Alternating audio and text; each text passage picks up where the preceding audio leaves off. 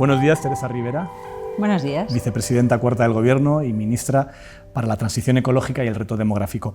¿Cómo de relacionado está atajar el cambio climático con cambiar las costumbres de movilidad de la población? Está muy relacionado. Una parte muy importante de las emisiones de gases de efecto invernadero,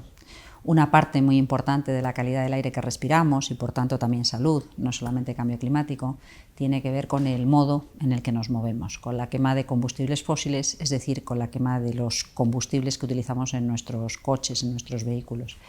Y probablemente es muy difícil encontrar soluciones reales a las emisiones de gases de efecto invernadero y al cambio climático si no afrontamos con seriedad el cambio en nuestros patrones de movilidad. ¿Qué porcentaje en esa solución depende del coche eléctrico, de que el coche eléctrico se convierta en el tipo de vehículo más usado?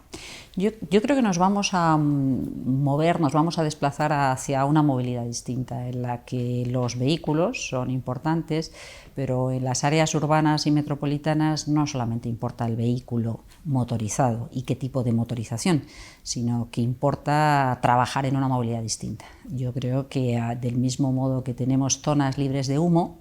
tenemos que construir zonas libres de emisiones perjudiciales para la salud y zonas libres de emisiones de gases de efecto invernadero, es decir, zonas sin vehículos, zonas en las que los vehículos sean vehículos no motorizados, sean bicicletas en el mejor de los casos, o bien soluciones de transporte público en gran medida electrificadas. Y esta es una conquista ciudadana, una conquista urbana que se está materializando en muchos sitios ya,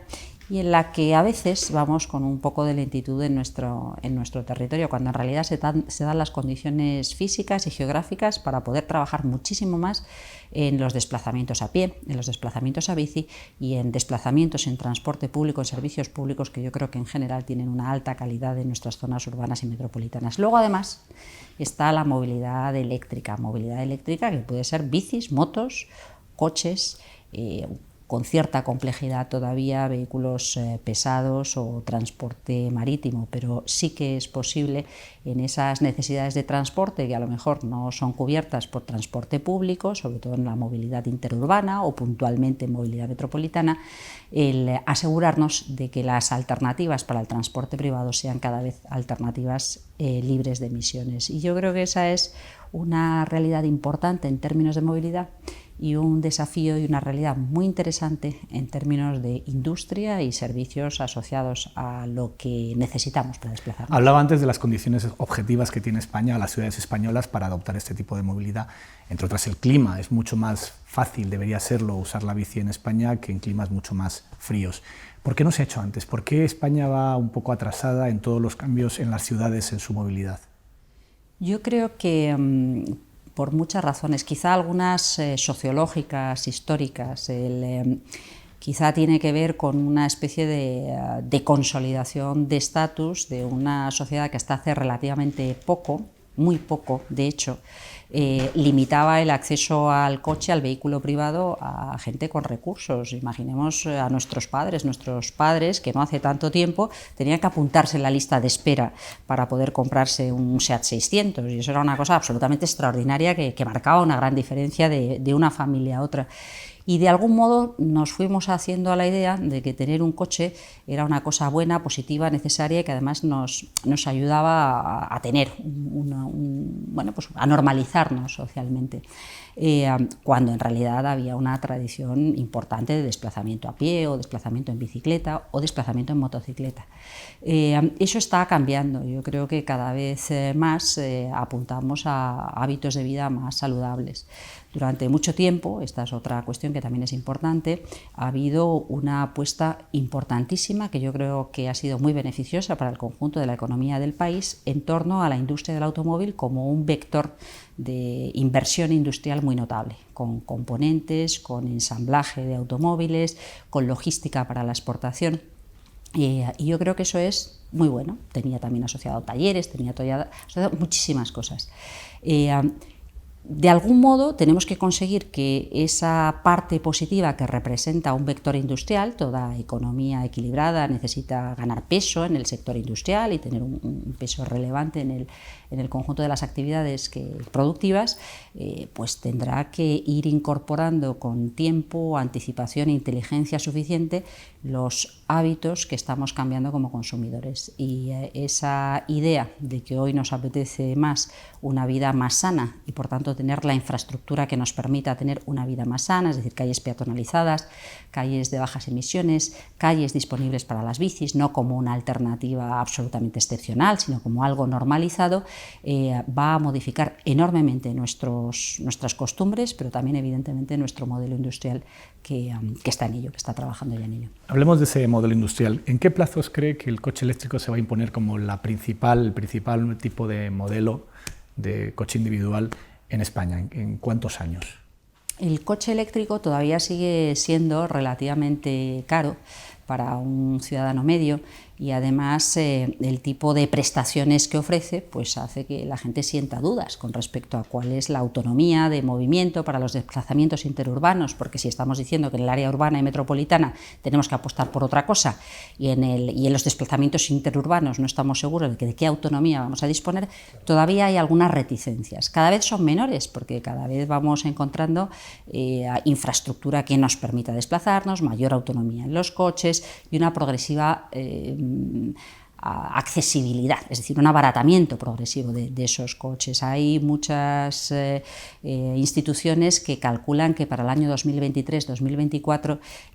habrá paridad de compra, habrá posibilidad de adquirir un vehículo eléctrico prácticamente al mismo precio al que se adquiere un vehículo tradicional. Y yo creo que eso pues, va a marcar la diferencia de forma muy importante. Estamos todavía en un segmento que podríamos calificar segmento boutique, sigue siendo un peso pequeño en términos relativos del conjunto de nuestro parque automovilístico, pero eso puede ir muy deprisa. De hecho, una de las cuestiones que nos planteamos es que quizá vaya tan deprisa que nos desborde con respecto a la capacidad que debemos facilitar, las infraestructuras que deben permitir poder recargar de manera normalizada, de manera rápida, todo ese parque que está cambiando tan rápidamente, ¿no? Y yo creo que es un escenario posible, es un escenario probable, van mucho más deprisa las cosas de lo que a veces pensamos que ocurre, y la regulación europea es bastante clara al respecto. Es muy difícil descarbonizar sin cambiar el modo en el que nos desplazamos y el tipo de vehículos que utilizamos. Estamos incrementando nuestro ritmo de descarbonización y por tanto también hay un replanteamiento y hay una presión creciente por parte de los gobiernos y por parte sobre todo de los ciudadanos de acelerar ese proceso de cambio en la industria del automóvil. Vicepresidenta, y siguiendo con esa línea de pensamiento, descarbonización, modelos diferentes de movilidad, el coche eléctrico, nos puede plantear al final de esa cadena una serie de problemas a lo mejor abordar, que a lo mejor nos puede contar usted sobre cosas no tan deseables del coche eléctrico y la demanda rápida, como pueda ser esa gestión de residuos, la obtención de materias primas para las baterías de los coches. ¿Dónde pondría usted el foco y cómo afrontar ese reverso de la moneda del coche eléctrico? Yo creo que hay muchas cosas que tenemos que entender bien y gestionar con anticipación, y es verdad que el coche eléctrico pues, plantea otros desafíos, entre otros cuál es el modelo de batería y cómo se gestionan esas baterías y cómo se producen esas baterías y cómo al final de la vida útil son tratadas con cuidado, ¿no? Esto tiene que ver con cuáles son las materias fundamentales, los recursos clave para poder producir baterías, dónde se producen y cómo se producen, cómo se gestiona, como digo, y cómo los gestionamos al final de la vida útil. Este es un debate incipiente. Hoy sabemos que una gran mayoría de esas baterías proceden de China, que además algunos de los materiales que emplean pues no sabemos bien cómo se obtienen, y todavía hay dudas con respecto a cómo se gestiona esa batería, que tiene materiales peligrosos, sustancias peligrosas y que requieren ser tratadas con cuidado. Por tanto, es muy importante apostar por las soluciones que nos garanticen una gestión más sostenible de esos recursos. De hecho, lo que estamos haciendo es a la vez intentar entender e impulsar la gestión sostenible de los recursos mineros. Sabemos que España es un país rico en recursos mineros y tierras raras, algunos de los cuales pues, tienen una gran importancia en la electrificación de la movilidad, como puede ser el litio, pues cómo se obtienen, cómo se gestionan, qué es lo que ocurre en el territorio donde hay, tiene sentido, no tiene sentido, hasta dónde, cuáles son los cuellos de botella o las dificultades a las que hay que hacer frente para garantizar que se pueda gestionar sosteniblemente. Hay otra cuestión importante que es cómo y dónde se producen, y cómo y dónde se producen, como digo, nos plantea algunos desafíos a nivel europeo, y la última de las cuestiones, que pasa con las baterías al final de la vida útil, me parece que nos obliga a pensar si desde el punto de vista industrial no tiene sentido precisamente también trabajar en que la industria de la gestión de baterías al final de su vida útil es también parte de esa política industrial o de esa oportunidad de desarrollo industrial que, si es gestionada con cuidado, nos permite generar un diferencial, ¿no? Hoy por hoy el punto más cercano de gestión de baterías al final de su vida útil está en Marruecos, y pensemos que si vamos a electrificar una muy buena parte de nuestros vehículos hay que gestionar de manera responsable ese residuo y evitar cosas tan tremendas como las que hemos visto con residuos de aparatos eléctricos y electrónicos trasladados no se sabe cómo y gestionados no se sabe cómo en otras zonas del planeta, ¿no? Yo creo que esto es importante. Y luego, como digo, hay otras preguntas en torno al modelo de negocio. Vamos cambiando baterías como si fueran libros en una biblioteca en cada estación de servicio, vamos utilizando cargadores y tenemos cargadores y puntos de recarga cada poca distancia. Hay algunas incógnitas a las que hay que prestar mucha atención. Una de las preguntas más frecuentes es ¿por qué no impulsamos la transformación del parque tradicional en parque eléctrico simplemente cargando baterías donde ahora tenemos un motor? O sea, yo creo que hay muchas cuestiones que interactúan aquí. Materiales escasos, estrategias de economía circular que precisamente apuntan a ensayar este tipo de planteamientos, procesos industriales seguros, modernización y novedades que nos pueden ayudar en otras líneas con las que también tenemos que hacer un esfuerzo, como puede ser el almacenamiento, entendiendo el sistema energético en su conjunto, es decir, sistema eléctrico, pero también la movilidad cada vez más electrificada y que interactúa con las redes. O sea que tenemos unos cuantos desafíos a los que yo creo que lo más inteligente es prestar atención y saber bien cómo se contestan, más que eludir los debates, ¿no? Y entre esos desafíos, si entendemos que tengamos una transición rápida hacia ese tipo de movilidad electrificada, ¿el sistema eléctrico español va a estar preparado y va a estar preparado para que sea renovable en ese tiempo que no parece tan lejano, o nos vamos a encontrar con todavía electricidad sucia para poder alimentar coches limpios? Yo creo que el sistema español tiene la capacidad de ir muy rápido en la electrificación con origen renovable, con fuentes renovables. Contamos ya con un parque en el que la presencia de renovables es muy importante, con un parque en el que prácticamente ha salido toda la potencia térmica de carbón, con un parque en el que nos marcamos un calendario para entender cuáles eran los ciclos de mantenimiento y cierre seguro de las centrales nucleares, y con un parque con unas centrales de gas infrautilizadas que nos pueden dar respaldo al sistema hasta tanto, certeza, seguridad, hasta tanto vayamos incorporando de manera muy rápida esa estructura renovable. Yo creo que eso es importante por muchas razones. Me parece que es fundamental que el sistema sea seguro en todo caso,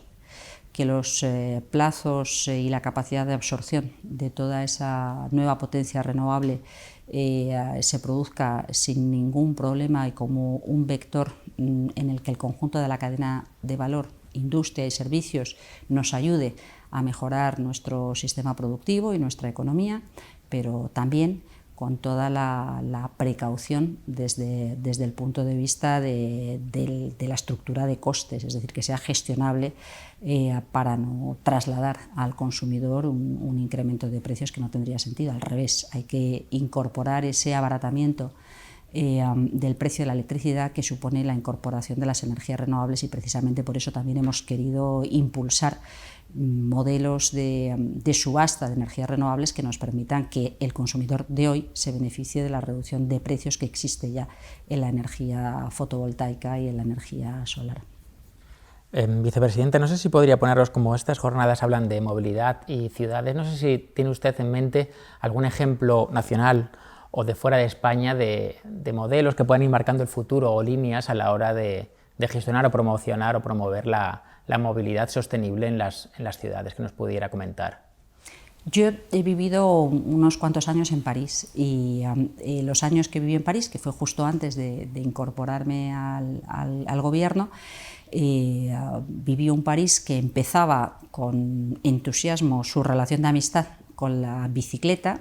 y que se planteaba los cambios estructurales de la movilidad de la gran periferia de París.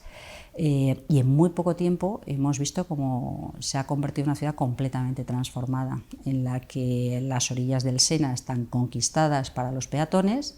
desplazando completamente al automóvil motorizado, en la que las grandes avenidas del centro ofrecen su espacio, en ocasiones en exclusividad, a las bicicletas y los peatones, y en otras en uso compartido prácticamente en paridad, en igualdad de condiciones. Sabemos que algunas de estas alternativas se están incorporando ya en las ciudades españolas. Yo creo que hay ejemplos interesantes y muy distintos, con peatonalizaciones y soluciones mixtas en Pontevedra, con una apuesta muy decidida en Valladolid en muy poco tiempo, con una apuesta tímida que se ha quedado un poco a medio camino en Madrid, con soluciones diferentes, en Sevilla, en Málaga, yo creo que en Barcelona, con supermanzanas. Yo creo que se están ensayando, o en Valencia, se están ensayando distintas alternativas. Mi impresión, de nuevo, es que con un poco de suerte y gracias a la convicción y a la demanda de los ciudadanos y a la interpretación que hacen los propios alcaldes y alcaldesas de cuál es su papel en esta gran transición, y en la que no pueden fallar y tienen mucho que decir, de nuevo va a ocurrir mucho más rápidamente de lo que pensamos, y algo que vemos con sorpresa en París. Londres quizá empezó antes, pero algo que hemos visto con sorpresa en París, algo que está hasta conquistando Nueva York, Manhattan, pues lo vamos a encontrar en las ciudades españolas muy, muy rápidamente, y probablemente de forma más extensa de lo que algunos hubieran sospechado. Es cierto que gran parte de los planes para fomentar la bicicleta en las ciudades depende de las corporaciones locales, de los ayuntamientos, pero ¿podría hacer el Gobierno una suerte de plan nacional para incentivar el uso de la bici como medio de transporte y no como medio para el ocio? Yo creo que la bici, además de medio para el ocio, debe ser entendida como medio de transporte. Como digo, del mismo modo que tenemos zonas sin humos, tenemos que tener zonas sin emisiones, y que las ciudades tienen que ser para los ciudadanos, no para los vehículos, y por tanto los ciudadanos pueden estar acompañados de algo que sea más amigable que los vehículos motorizados, es decir, las bicis. Pero también tenemos que tener cuidado con cómo respetamos la responsabilidad de cada cual y cómo impulsamos el que cada cual ejerza su propia responsabilidad. Este Gobierno viene incorporando en el plan MOVES las alternativas para que cada comunidad autónoma decida qué parte del recurso disponible se puede destinar a inversiones en infraestructura relativamente poco costosas, que facilitan la preparación del centro de las ciudades para ser peatonalizadas o para bicis o bicis eléctricas, y ha facilitado el que esto se ha incorporado a demanda por parte de las comunidades autónomas. Y la respuesta, así como ha sido espectacular en la demanda de vehículos eléctricos, no ha sido del todo satisfactoria en la implicación de muchos de nuestros responsables locales y autonómicos. De nuevo, yo creo que esto está cambiando. Ahora va a haber todavía más recurso disponible, más incentivos e incluso más regulación. Ahora vamos a impulsar, consolidar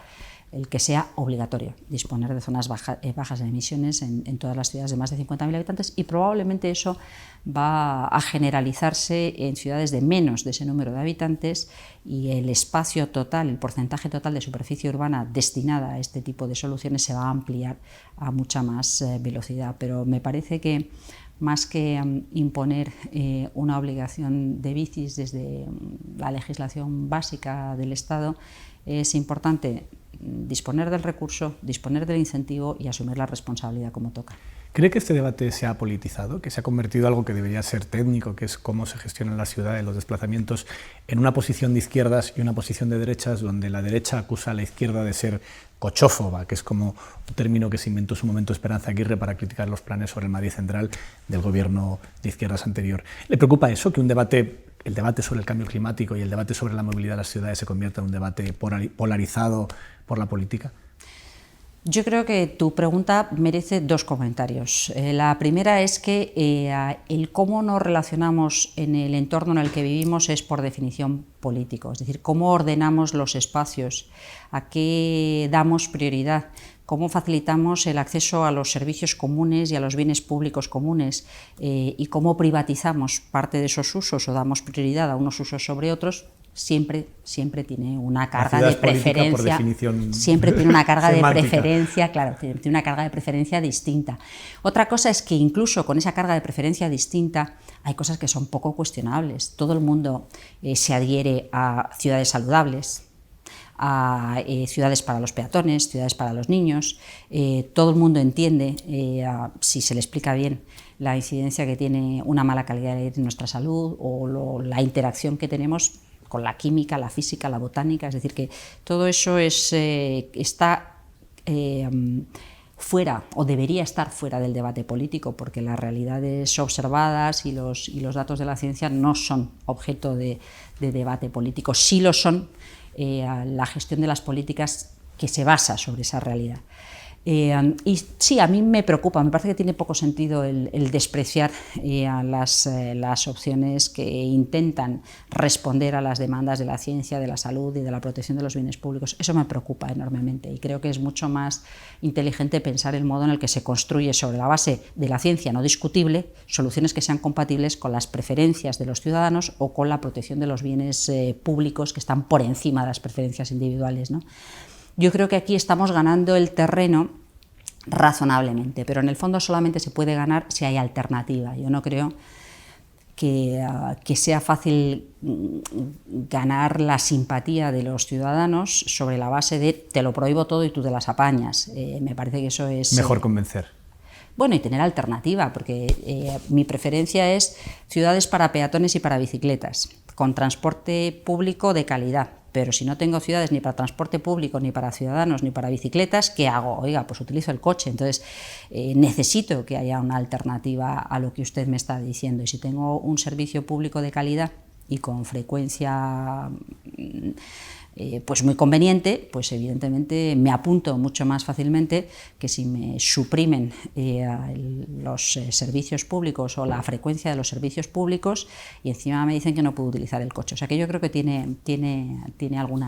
algunos matices. Hablemos del transporte público. Estamos en mitad de una pandemia, existe el miedo al contagio en el transporte público. ¿Es un miedo fundado o infundado? ¿Es seguro el transporte público en estas circunstancias en las que vivimos por la COVID? Toda la información de la que disponemos pone de manifiesto que en general en las actividades más o menos regladas, cuando se ha hecho un esfuerzo grande por higienizar, por limpiar, por ventilar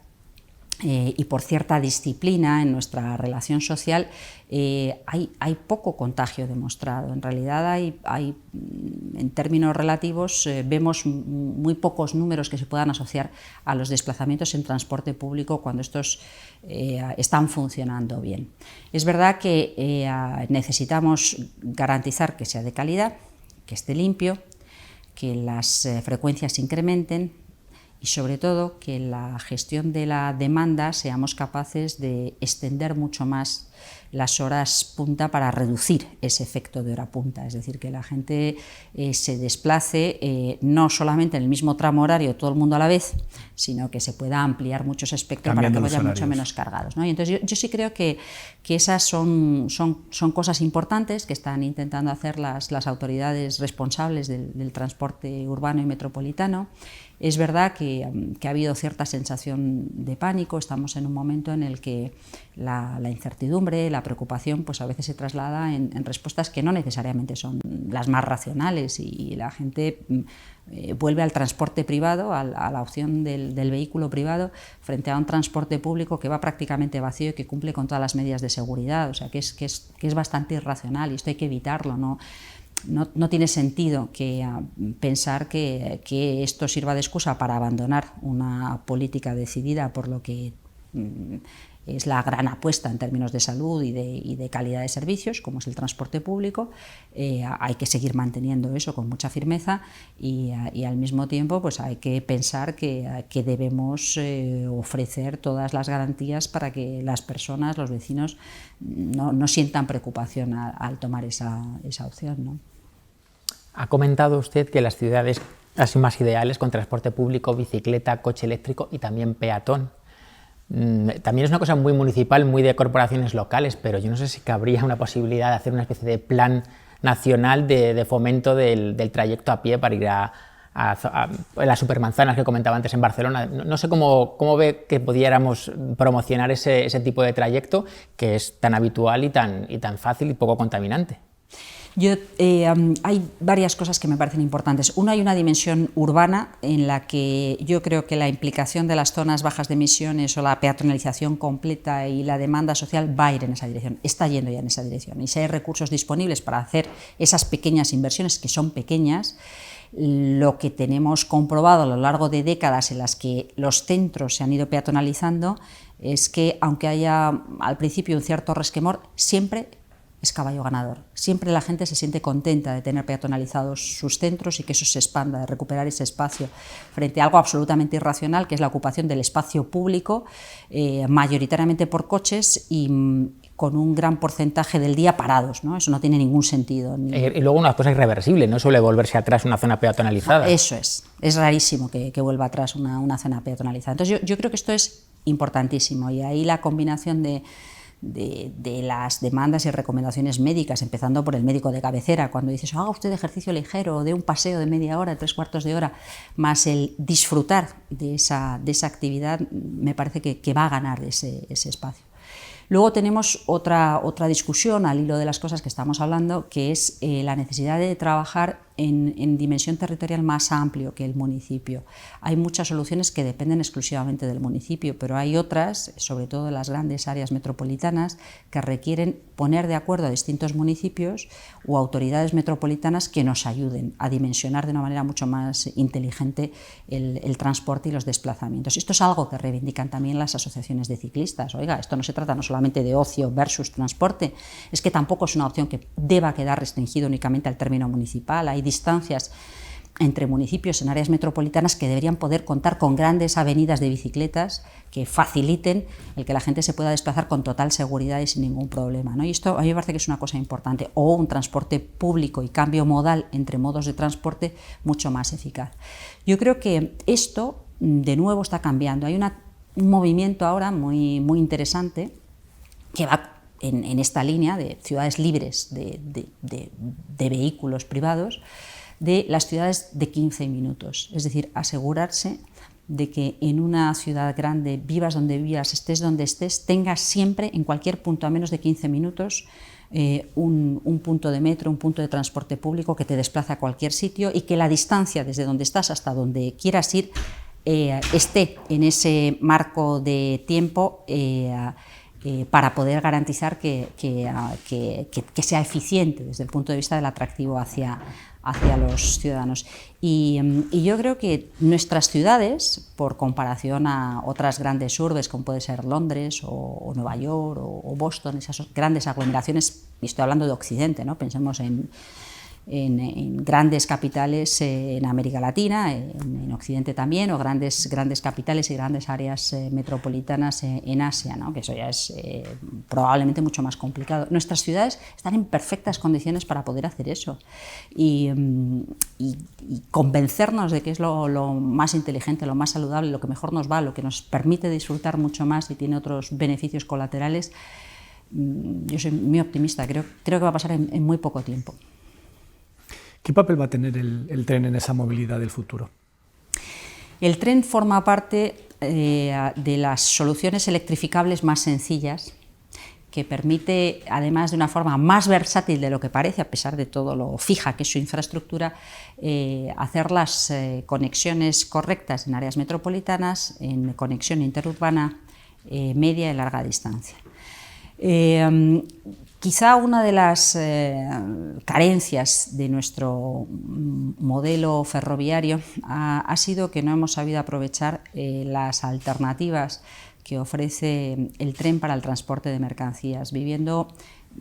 en un extremo de Europa y teniendo además un tráfico muy importante de mercancías, frutas, hortalizas y otros hacia Europa. Es una pena que hayamos mantenido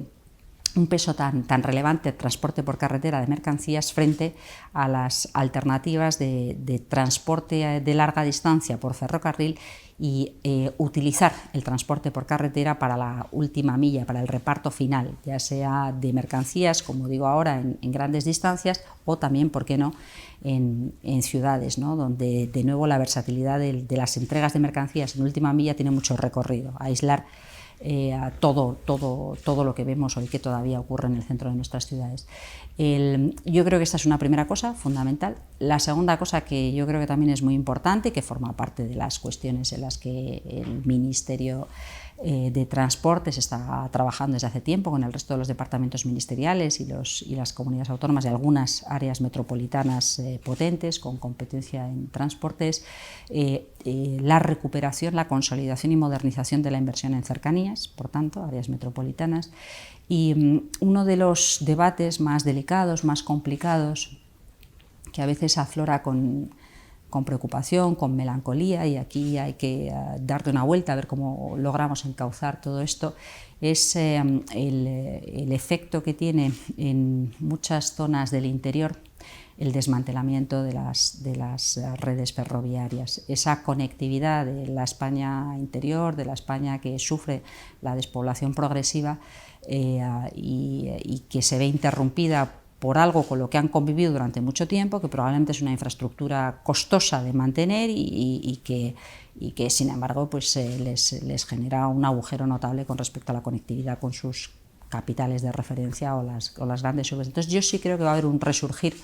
del ferrocarril en versiones distintas, quizá conectado también pues, al tren ligero o al tranvía en zonas de proximidad, y todavía, como digo, tendremos interrogantes con respecto a qué ocurre con la España interior y qué ocurre con los grandes corredores, algunos proyectos emblemáticos durante décadas que han quedado atascados durante la crisis anterior y que tenemos que recuperar, ¿no?, como el corredor de mercancías del Mediterráneo o como la conexión con Lisboa. Una de las transformaciones que ha traído la pandemia es que se ha hundido los viajes de media y larga distancia. Probablemente cuando superemos esta crisis de la COVID vuelva el turismo, pero hay muchas dudas si va a volver después el viaje de negocios. ¿Usted qué opina? ¿Va a cambiar la pandemia los hábitos de muchas empresas, de muchos trabajadores a la hora de recurrir a viajes de negocios para reuniones que se pueden solventar con una videoconferencia? A mí una cosa que me ha impresionado de lo que detecto que está ocurriendo es que de algún modo esta situación de vulnerabilidad que hemos vivido colectivamente y simultáneamente en todas partes nos ha hecho volver de algún modo a hacernos preguntas sobre lo esencial, sobre lo básico. ¿Qué le ocurre a mi familia? ¿Qué le ocurre a mi salud? ¿Qué le ocurre al entorno en el que vivo? ¿Qué es lo más importante? ¿Cómo me conecto y a qué dedico mi tiempo?, ¿no? Y eso tiene que ver con la movilidad y las preferencias de movilidad.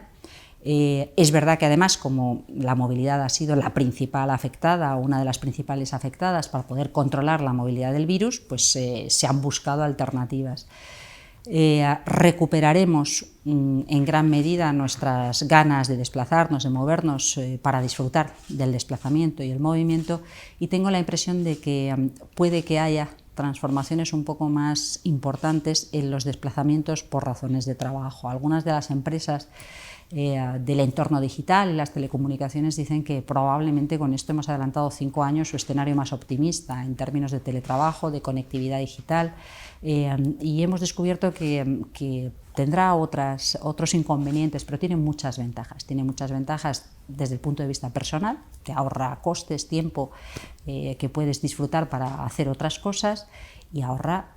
de forma muy importante costes a las empresas. Es verdad que el presupuesto que una gran empresa podía dedicar cada año a viajes de sus trabajadores, de sus empleados, de sus directivos para recorrerse el mundo, pues se ve drásticamente reducido